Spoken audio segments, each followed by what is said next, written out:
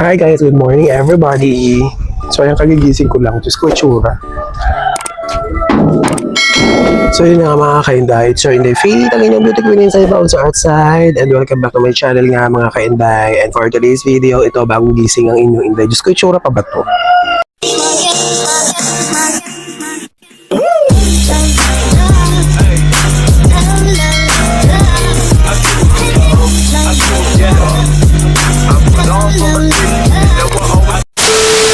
So yun na nga everyone, no work today, and since no work tayo today, kagigising ko lang po and pupunta kami sa Talipapa. Pupunta ako sa Talipapa para bumili ng para sa lunch. So nagkikrave ako sa chicken adobo. So check natin kung may nakikita pa tayong manok sa Talipapa. Kung ano lang na mabibili siguro mga ka-Inday.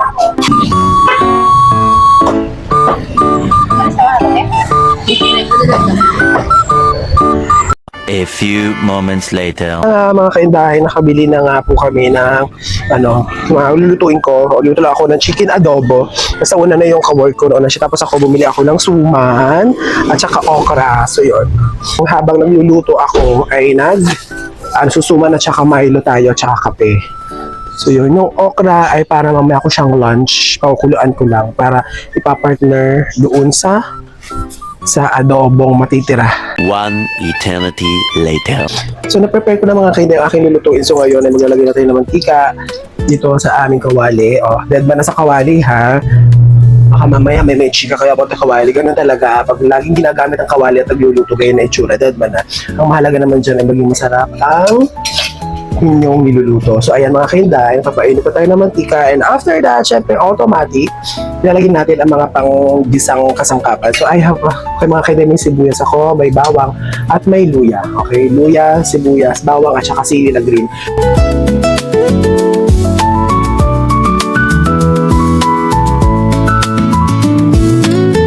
Lagyan natin muna sa side ang luya, tapos sunod ko na mga kainday is yung bawang.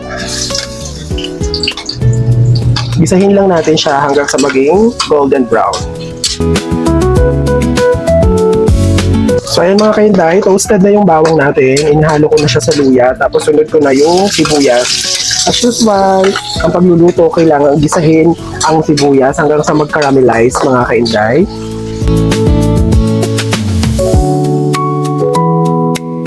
Yo, Inday Faith!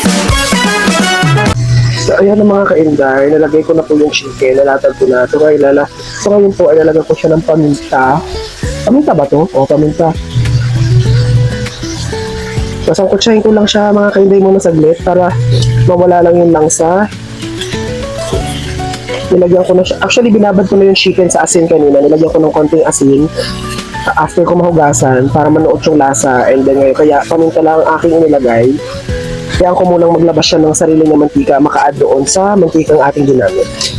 Disclaimer lang mga kainday ha, ganito ako mag-adobo. Kanya-kanyang luto, kanya-kanyang gawa, wag nangingialam. Eme lang.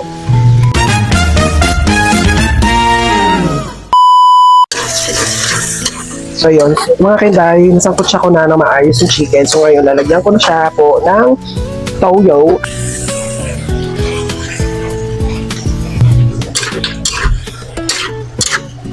So, nalagyan ko na siyang toyo, lagyan ko siya ng konting sabaw lang mga kainday kasi may patatas akong ilalagay actually. Lagay ko na rin yung patatas kasi yung chicken ay na half cook na natin para at least pag lambot ng patatas, lambot na rin at luto na yung chicken.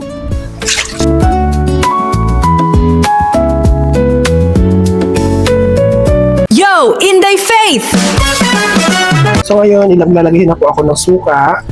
Tapos hindi ko po hahaluin ang suka. Pag nagluluto po mga kainday ng adobo, ako po personally pag nagluluto ng adobo, pagkakalagay ko po ng suka, hindi ko po siya hinahalo. Hinahayaan ko lang po siyang tawag nito, sumingaw. Para hindi mahilaw po ang suka. Mga around 2 to 3 minutes. One eternity later.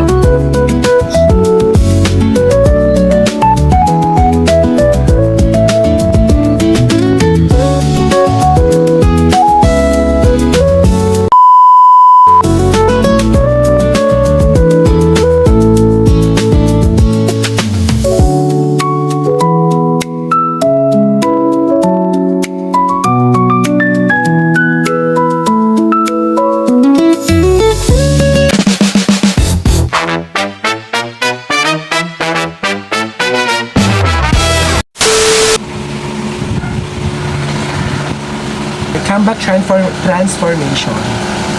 Hindi, kasi may nakita kong TikTok trend, yung nagta-transform, na hindi naman komplikado yung mga eksena.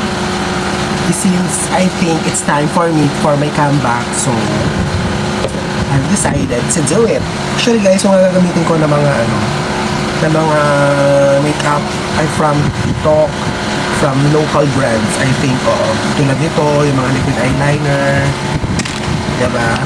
The foundation, the Vice Cosmetics foundation, you know, the powder from TikTok, the Lux Organic, mga kailangan. And this palette from Japan, it's pasalubong for me from Japan, and this one from TikTok. Ngayon yun yung background ko mga kinday ha, kasi nasa staff house ako. At the weather is very rainy.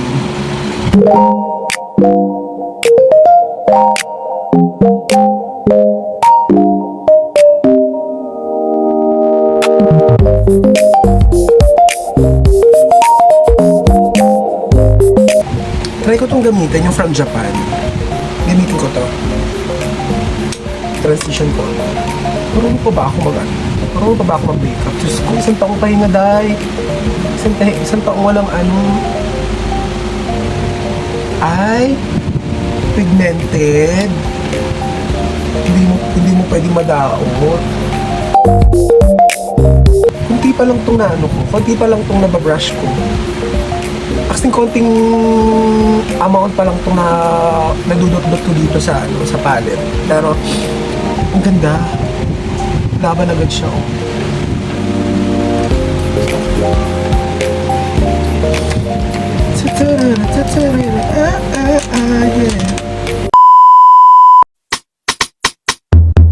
Pihak kami sasar Kemasan lebih sasar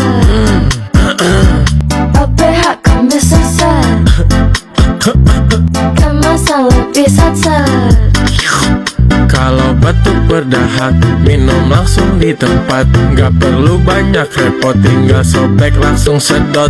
Kemasan lebih praktis, pasti muat.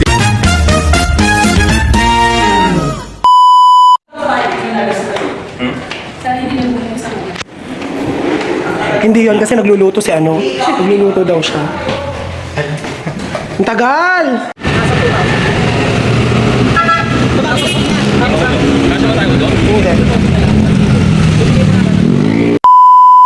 Kung saan nga may masarap, pinupuntahan. So yun na nga mga kainday, for today's mini video, tayo ay may pupuntahang isang kainan na kung saan ay titikman natin o titimusan natin ang kanilang ino-offer na mga pagkain. Sumugod ang aming team dito sa San Jose, Mandaluyong na kung saan ay matatagpuan ang isa sa may pinakamasarap na chicken wings at ito ay ang ES Kitchen na kung saan ay talaga namang si Ace ang aming unang namulatan. Ayan, together with our team at nag-order na po kami dyan mga kainday, and habang nag-aantay, chikahan na kami ng chikahan.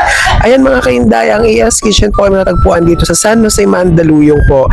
At dumating na rin po ang aming mga orders sa kung saan meron tayong honey garlic, salted egg, and buffalo for the chicken wings. At meron tayong shawarma rice, chicken fingers, at kung ano-ano pa mga kainday. At ayan, wala na patumpik-tumpik pa. Sinimula na po namin kainin at tikman at timusan ang mga nasabing pagkain. Sabi kasi may shawarma na ako.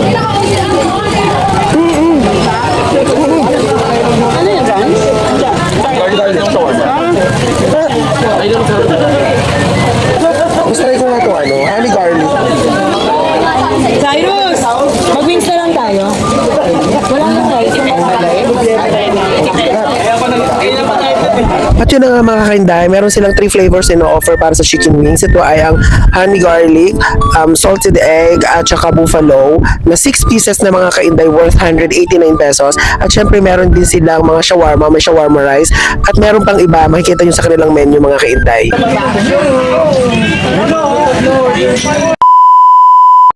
Wait lang, ikaw naman para mas maganda. I mean, nasaan yung Java rice dyan?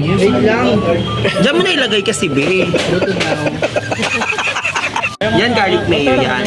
Garlic ba to? Yes. Garlic Parang mayo. nilagyan mo sa shawarma. Tapos, ito Ito mga kasira sa negosyo na ano. Ano yung isa? Parang yan, cheese na Ano yan, ganun, di ba? konsiyan.